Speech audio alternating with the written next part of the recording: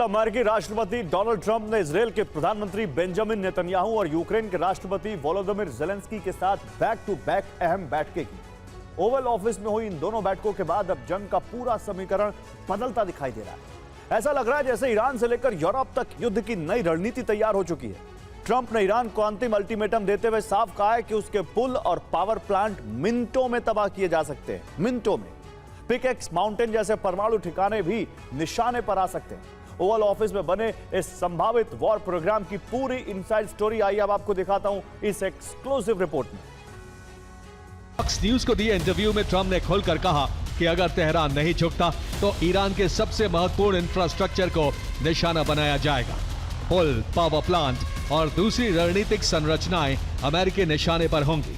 Trump ने दावा किया कि ईरान के सभी बड़े पुल 1 घंटे से भी कम वक्त में तबाह किए जा सकते हैं। ट्रंप ने कहा कि सिर्फ पीने के पानी वाले डिसैलिनेशन प्लांटों को छोड़ा जाएगा, बाकी सब तबाह कर दिया जाएगा। ट्रंप ने एक बैठक में ईरान के परमाणु कार्यक्रम पर निर्णायक दबाव की रणनीति पर बात की।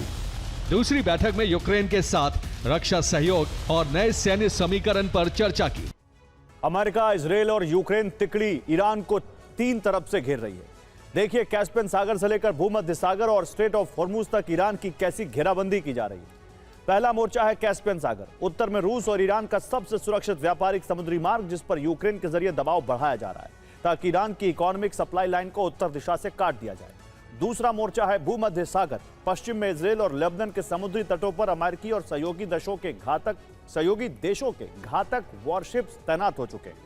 आसमान में स्टेल्थ फाइटर जेट्स और ड्रोन्स गश्त लगा रहे हैं, जिसने पूरे पश्चिमी मोर्चे पर रेड अलर्ट जारी कर दिया है। और तीसरा सबसे घातक मोर्चा है स्ट्रेट ऑफ हॉर्मुज। दक्षिण में दुनिया के सबसे बड़े तेल आपूर्ति मार्ग के मुहाने पर कड़ा नौसैनिक पहरा बैठा दिया गया है। यानी कैस्पियन से भूमध्य सागर और फारस की खाड़ी तक ईरान के लिए 3 तरफ से शिकंजा कस चुका है। पेंटागन और डिफेंस कंपनी लॉकहीड मार्टिन ने L3 हैरिस टेक्नोलॉजीज के साथ 7 साल के समझौते पर दस्तखत किए हैं।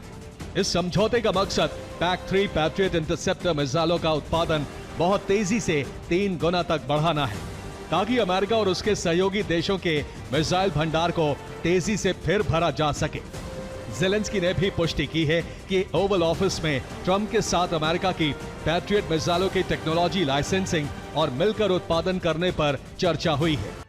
और ओवल ऑफिस की घेराबंदी के जवाब में ईरान ने भी अपने सबसे संवेदनशील ठिकाने को बचाने के लिए चाइनीज एयर शील्ड तैयार कर ली है।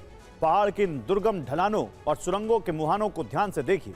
यहां 400 चाइनीज माइनपैड्स मिसाइलों की तैनाती हो सकती है।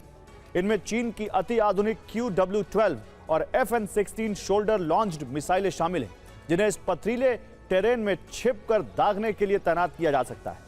ये मिसाइलें smart guidance system, infrared sensor और लेजर गाइडेड तकनीक से लैस है। जैसे ही कोई दुश्मन एयर स्पेस में दाखिल होगा, मिसाइल सिस्टम से निकलने वाली ये इंफ्रारेड वेव तुरंत हवा में रेड लॉक ऑन ग्रिड तैयार कर देगी। और इस रेड लॉक के रडार पर होंगे कम ऊंचाई पर उड़ने वाले कामिकाजी ड्रोन, हमले के लिए आ रहे हेलीकॉप्टर, दुश्मन के स्टेल्थ फाइटर जेट्स और यहां तक कि क्रूज मिसाइलें भी। रॉयटर्स की रिपोर्ट है कि हांगकांग की बिचौलिया कंपनियों के जरिए चीन और ईरान के बीच करीब $70 मिलियन का रक्षा सौदा पूरा हो चुका है। 3 सूत्रों के हवाले से इस रिपोर्ट में कहा गया है कि चीन अगले कुछ सप्ताह में ईरान को 300 से 400 कंधे से दागी जाने वाली वायु रक्षा मिसाइल प्रणालियों की पहली खेप भेज सकता है। और अब तक यूक्रेन के मैदान में सिर्फ पुतिन की सेना गरज रही थी। तेहरान के हथियार तो थे, लेकिन ईरान जंग से दूर था। लेकिन कैस्पियन सागर में बरसे बारूद ने पूरा गेम ही चेंज कर दिया है। IRGC ने ठान ली है कि अब यूक्रेन से पाई का हिसाब लिया जाएगा। यूक्रेन की उसे गलती ने क्या तीसरे विश्व युद्ध का ट्रिगर दबा दिया है? क्या कीव पर बरसने वाला है तेहरान का कहर? आइए अब इस रिपोर्ट में देखिए। एक खुफिया रिपोर्ट के मुताबिक IRGC कीव पर हमलों की तैयारी कर रही है। यूक्रेन के हमले के जवाब में IRGC काला सागर में यूक्रेनी बंदरगाहों पर हमला करने की योजना बना रहा है। यूक्रेन के ठिकानों पर बैलिस्टिक मिसाइल से हमले का विचार कर रहा है।